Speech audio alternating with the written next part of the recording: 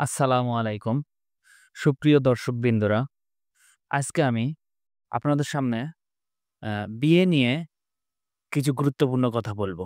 দেখুন, বিয়ে মানুষের জীবনের একটি গুরুত্বপূর্ণ অংশ। কাজ, সুন্নাহ যে যেভাবেই দেখেন না কেন, বিয়ে মানুষের প্রত্যেকের জীবনে হোক ছেলে হোক মেয়ে সবার জীবনে একটি গুরুত্বপূর্ণ অংশ।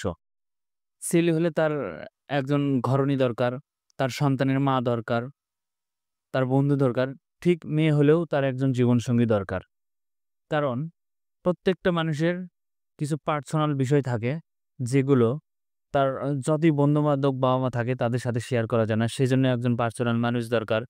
তার জীবনটাকে একজন মানুষের জীবন গোছাতে গেলে বিয়ে ছাড়া কোনো উপায় নাই। এছাড়া শেষ জীবনের অবলম্বন হিসেবেও একজন জীবনসঙ্গী দরকার। তো আমরা যেহেতু বাঙালি, বাংলাদেশে বসবাস করি, সে হিসেবে বিয়ে একটা সামাজিক বন্ধন হিসেবে কাজ করে। বিয়ে আমাদের অত্যন্ত জরুরি বিষয়। আর আমরা যারা মুসলিম আছি তাদের জন্য বিয়ে একটা সুন্নাহ। বিয়ে বিষয়ে হযরত মুহাম্মদ সাল্লাল্লাহু আলাইহি ওয়াসাল্লাম বলে গেছেন যে, যার সামর্থ্য আছে তারা বিয়ে করো। আ অন্য একটা হাদিসে বর্ণনা আছে যে, আমার সুন্নাহর সুন্নাহকে মানে না, সে আমার দলভুক্ত না। অর্থাৎ যে ব্যক্তি আল্লাহর নবীর সুন্নাতকে অমান্য করে, অবজ্ঞা করে, অর্থাৎ যে বিয়ে করে না, সামর্থ্য থাকা সত্ত্বেও বিয়ে করে না, সে অবশ্যই আল্লাহর নবী বলে গেছেন তার দলভুক্ত নয়। তাই আমাদের অবশ্যই বিয়ে করা দরকার। এছাড়া বিয়ে বিষয়ে আল্লাহ মহান রব্বুল আলামিন অ্যা কোরআনে বলেছেন, বিয়ে হচ্ছে বরকতের মাধ্যম। অর্থাৎ যারা আ গরিব নিঃস্ব আছে তারা বিয়ে করলে অবশ্যই তাদের রিজিকের বরকত হয়। এই কথাটা আ আল্লাহ রব্বুল আলামিন কোরআনে বর্ণিত করেছে। তো আমরা এই বিষয় নিয়ে বলতে পারি, বিয়ে মানুষের জীবনে একটি গুরুত্বপূর্ণ বিষয়।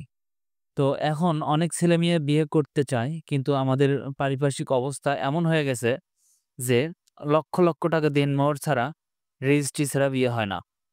বর্তমানে ভোগবিলাসীর যুগে মেয়ের বাবারা যেমন তার মেয়েকে খুব সহজে একটা ছেলের হাতে তুলে দিতে চায় না, ছেলেরা বাবারাও তেমনই একটা মেয়েকে সহজে ঘরে আনতে চায় না। কিন্তু আমাদের উচিত এই বিষয়গুলো উপেক্ষা করে বিয়েকে অতীব সহজ করা।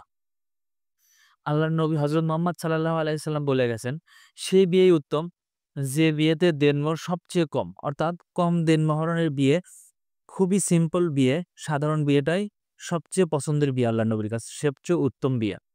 তো আমরা চেষ্টা করব ছেলে-মেয়ে বড় হওয়ার সাথে সাথেই মেয়েরা সচরাচর বাংলাদেশে ১৮-২০ বৎসর হলে একজন অনেক বড় মেয়ে হয়। সবকিছু বোঝে এরকম মেয়ে হয়ে যায়। আর ২০-২২ বছর ছেলে হলে একটা ছেলে স্বাভাবিক সবকিছু বুঝতে পারে, কাজ-কাম করতে পারে।